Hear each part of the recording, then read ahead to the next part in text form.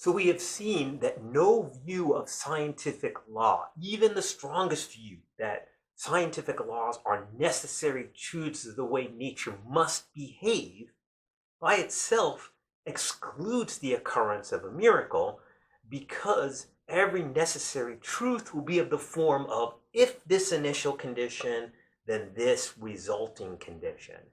And so, as long as God is able to produce distinct initial conditions that are beyond the norm of nature, then God's, by the very production of this law, will result in different, wonderful, unexpected, final or resulting conditions. But science seems to have a law that must be violated, even on this view of miracles, and that's the law of conservation of matter energy, what is called the first law of thermodynamics. This is how the law is normally stated, and I'm simplifying it a bit, but those of you who are scientists who are looking at this, you will see the simplification is not inaccurate, and that is, in a closed system, the total amount of matter energy in that system is always preserved. It always remains the same.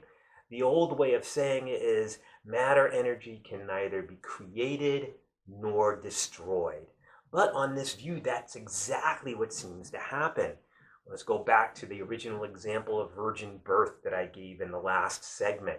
If God were to suddenly in nature produce a new sperm that hadn't existed and didn't result from any natural process or any pre-existing matter or transformation of matter through pre-existing energy, if God were to truly feed a new event into nature, then there would be more, then matter energy would be created, wouldn't it?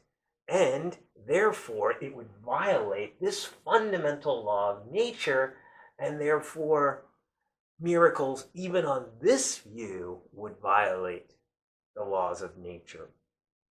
But this objection ignores a crucial clause in this law. Even this law is an if-then statement, if you look at it carefully. It's saying, crucially, in a closed system, the total amount of matter and energy remains the same. What is a closed system? It's a system that's isolated from outside interference. And it begs the question to claim that nature is a closed system, isn't it? Because to say that nature is a closed system is just to assume that naturalism is true, which we prove, Lewis says, is wrong. So if naturalism is false, then nature is not the only thing that exists. There's an outside of nature, and nature isn't guaranteed to not have holes, to not be an open system. This is very similar to an objection that's given to dualism.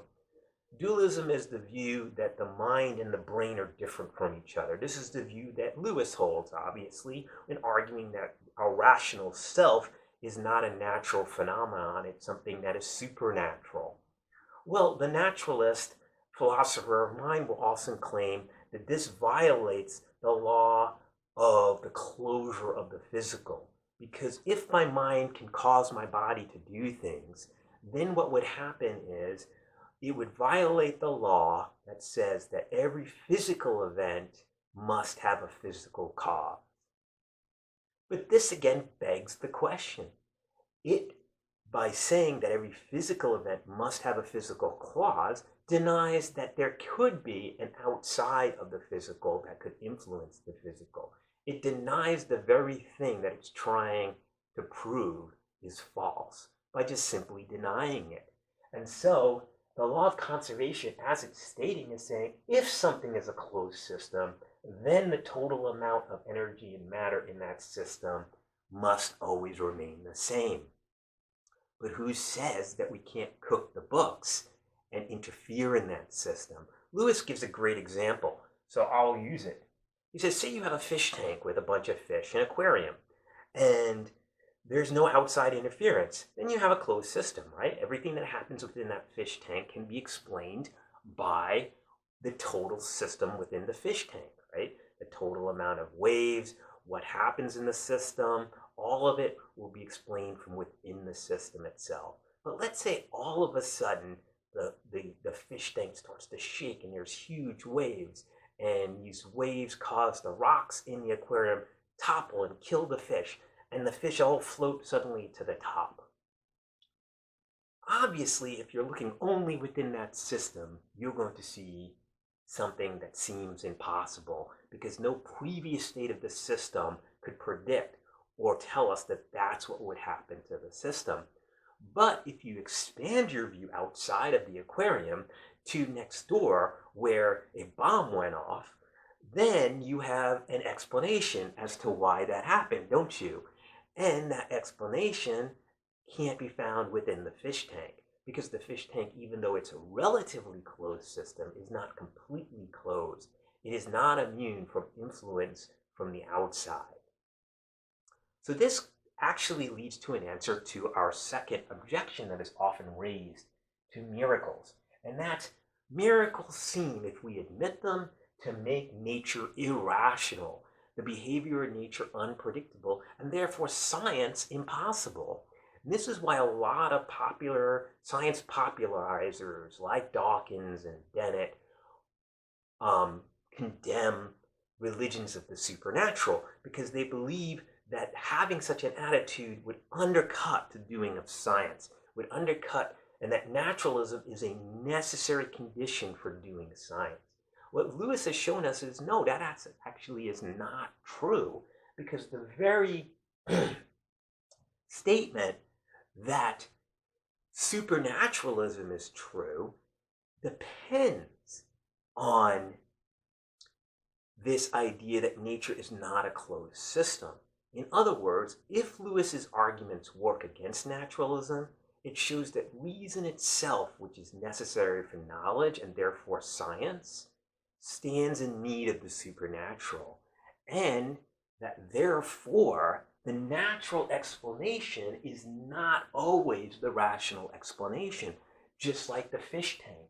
The fish tank explanation as to why the fish died is not a rational explanation. If we only pay attention to that system, we're ignoring the wider and complete system of what exists, and therefore will never come up with a rational explanation.